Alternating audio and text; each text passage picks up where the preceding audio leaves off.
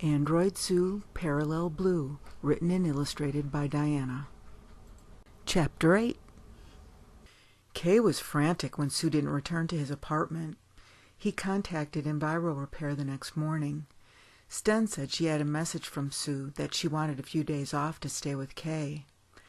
But I haven't seen her since yesterday morning. Where is she? Kay was exasperated. Kay contacted Tish, who also hadn't seen Sue for a couple of days. She hasn't been to her room, but all of her stuff is still there, said Tish. I know Sue wouldn't just leave without telling anyone. I think this might have something to do with Zoprat, said Kay. Do you think you could round up some of the others to go with us to look for Sue at Zoprat? Yeah, I can do that. Lilu is here, and I think Dee Dee's around somewhere. Don't bring Dee Dee, said Kay. There's something about her I don't trust. Later that day, Tish, Lilu, and Tink showed up at Kay's door. Come in, yelled Kay from the couch when he heard the knock. We looked around the Zoprat building as much as we could, and even talked to a few of the workers there, but nobody has seen Sue, said Tish. Then I contacted Sten to see if she found out anything from the Android registry office. If Sue took a job somewhere else, the registry office would have a record of it. But they didn't have anything besides her employment at Enviro Repair. After 2 weeks, there was still no contact from Sue, until one day when Sten was having lunch with one of her clients. Sten didn't much care for Lom personally. He was a braggart and a bully, but he brought a lot of business her way, so she thought it best to accept his lunch invitation. My son was at the Cran complex. He and their son play together often, said Lom smugly, as if there was something so special about his son that extremely wealthy people would invite him to their home. He told me him and the Cran kid found a little female GX repair android there that the family bought from Zoprat 2 weeks ago. Sten started paying closer attention to what Lom was saying. They grabbed the android and bury it in a pile of goat shit. Lom started laughing. The Crans must have paid $1 million for that android, and the kid just buries it in a pile of shit. How do you know the Crans bought the android? Maybe they just hired her, said Sten. The Crans never hire androids. They always buy them and work them harder than they could a hired android. Lom wiped some grease off of his chin with a napkin. I heard they got this one kind of cheap, though. It seems Bry over at Zoprat was in a hurry to get rid of her for some reason. Sten thought the android Lom was talking about might be Sue. Bry must have found out somehow that Sue was checking on him. It would be just like Bry to whisk Sue away to some secluded spot just outside the city where he could keep an eye on her and make some money into the bargain. If Bry wiped Sue's memory the way she described he was doing to androids, she may not even remember her true identity. Sten stood up. I gotta go. She turned and rushed out of the restaurant. Lom just stared after her, amazed at her sudden departure, still holding the napkin to his chin. It's very difficult for a human to visit an android in their own apartment because of the size difference. So Sten contacted Kay and asked him to meet her at the Enviro Repair office. Kay's leg was healing nicely, and he was able to walk the short distance to get to Enviro Repair. Sten explained briefly to Kay when she contacted him that she thought she knew where Sue was. Now that Kay was in her office, she explained what Lom told her in more detail. I'm almost sure it's Sue. Bry would never sell an android for less than the maximum price unless he was trying to get rid of her fast. Sometimes free androids sell themselves in order to get money for some purpose, but neither Sten nor Kay could think of any reason why Sue would need that kind of money. Besides, with what she knew about Bry, Sue would never sell herself to him. Sten went on to say that she would have to stay in the office that day, but maybe Kay could gather some of the other androids and go down to the Crand estate to check things out. There must be something wrong, or Sue would have at least contacted one of us, said Sten. Can you walk well enough to transport over to the Crand estate? Yes, the doctor visited me this morning and said my leg is nearly healed. Who's around to go with me? Tink, Lee and Lou, Lycone, and Dee Dee. Sten looked thoughtful for a moment. Don't take Dee Dee. Why not? The more help I have, the easier it'll be to find out what's going on. Dee Dee has been behaving strangely lately, said Sten. She's been getting her work done too slowly, like she's out there doing something else when she should be working. I don't think I trust her to help with Sue. Kay contacted Lilu, Lycone, and Tink, explained the situation, and asked for their help. He also asked that they not mention anything to Dee Dee. They all met at the Enviro Repair human transporter and beamed together to a restaurant near the Crand estate. They'd have to walk the rest of the way and try to sneak onto the estate undetected. Dee Dee was hiding just outside the door as the androids disappeared from the transporter. Once the transporter was empty, she pushed the repeat button and followed them to the restaurant. She suspected this had something to do with Sue, and if she could stop Kay and the others from interfering with Bry's plans for Sue, Bry would be very grateful. The restaurant the androids beamed into was very crowded.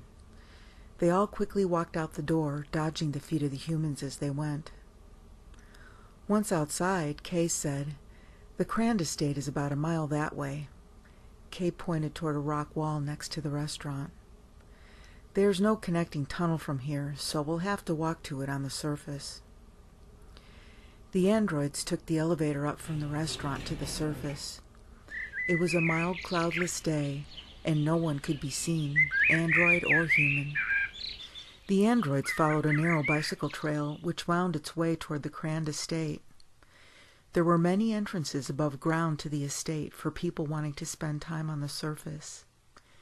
It wasn't hard for the androids to slip unnoticed down one of them into the estate below ground. No one noticed Dee Dee entering the estate soon after. Once inside the complex itself, they split up to search the grounds and buildings. They agreed to meet in 1 hour in some bushes behind one of the buildings out of sight. Tink went to search the house. Lilu searched the various outbuildings. Lycone and Kay went to opposite sides of the grounds to search outside the buildings. A short distance away, hidden behind a tree, Dee Dee watched the androids discuss where to search for Sue. Dee Dee heard everything they said. She needed to contact Bry immediately to let him know Sue's location had been discovered. She did not have a communicator with her and thought it best to go to the house, explain her intentions, and ask to use their communicator. While walking to the house, Dick spotted Dee Dee. He hated these little androids because his parents sometimes seemed to think they were more valuable than he was.